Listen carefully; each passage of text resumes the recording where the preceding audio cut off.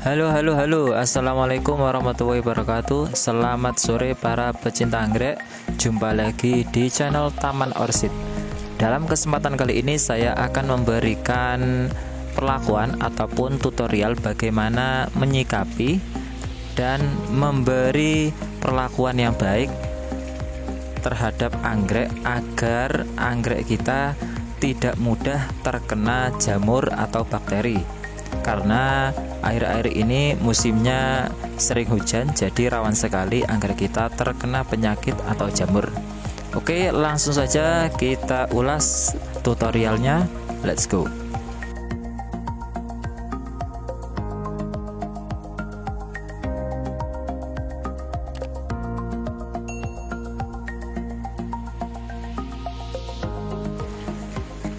Nah kawan, di depan saya ini sudah ada salah satu dari beberapa koleksian yang sedang berbunga. Ini ID-nya namanya Aya Sophia. Ini kondisinya berbunga, namun plannya keceng karena yang kemarin terkena bakteri. Kemudian juga daunnya rontok, akan tetapi masih bisa berbunga. Sedangkan yang rimbun ini, yang satu ini, saya dulu pernah merawatnya dari seedling, namun sekarang sudah dewasa dan sangat rimbun, tapi lama sekali tidak berbunga-bunga. Dan ID-nya pun saya tidak mengetahuinya karena dulu sempat beli namun salah ID.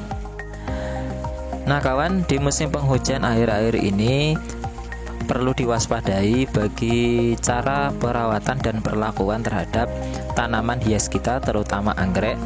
Jadi kalau anggrek itu kalau dikasih terlalu banyak air, maka medianya juga akan basah. Sedangkan anggrek itu juga dalam perawatannya, sebagaimana yang pernah saya sebutkan, kalau dalam perawatannya di dalam greenhouse atau dataran rendah, suhunya 60-75%, selebihnya air dan udara. Namun kadangkala yang sering dialami oleh teman-teman semua, kalau sering menyirami ataupun airnya terlalu banyak, maka akan menyebabkan medianya terlalu basah dan sulit untuk kering. Apalagi di musim penghujan ini, seringkali kalau tanaman anggrek kita medianya sangat rentan terkena jamur. Nah ini contohnya. Ini adalah contoh dari media anggrek yang saya miliki, terlalu banyak kadar airnya. Seharusnya hitungan yang tepat kalau kita mau merawat anggrek biar kesehatannya dan pertumbuhannya terawat, itu 60-75% itu adalah cahaya atau suhu panasnya, selebihnya udara dan air. Nah kalau ini terlalu banyak atau terlalu basah, sehingga menyebabkan media itu ditumbuhi banyak lumut. Nah seperti ini juga, ini juga banyak lumut. Nah kawan, jika media tanam dari anggrek yang kita rawat ini terdapat banyak sekali lumut dan akhirnya mengendap di medianya, maka ini kurang baik bagi pertumbuhan akarnya, bisa menyebabkan akar dari anggrek itu membusuk. Jadi nanti sangat mempengaruhi pertumbuhan anggrek itu sendiri. Jadi solusi yang tepat jika di musim penghujan ini, jangan terlalu sering untuk memberi siraman atau pupuk ya. Alangkah lebih baiknya kita kasih fungi.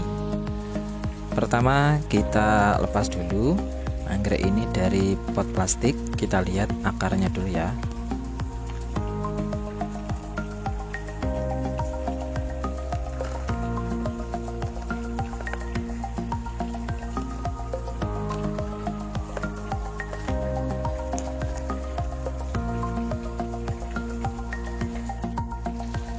Setelah kita keluarkan, coba dilihat dulu.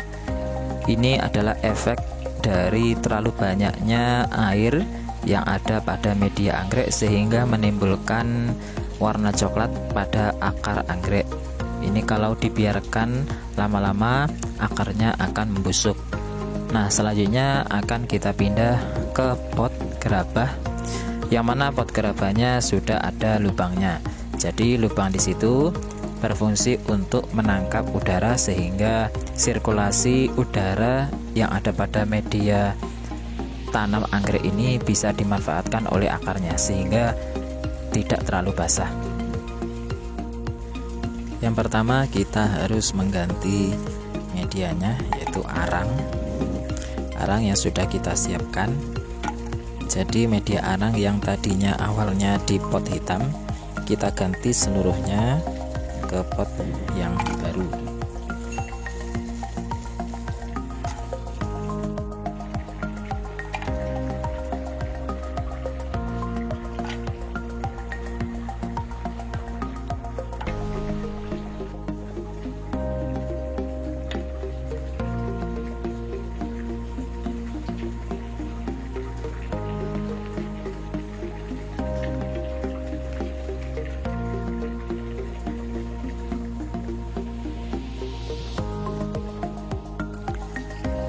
Nah, cukup seperti ini aja, jangan terlalu banyak, dan usahakan ada ruangnya ya, jadi tidak begitu rapat, biar akar yang masih muda ataupun yang baru muncul bisa merambat ke ruangan yang telah kita sediakan.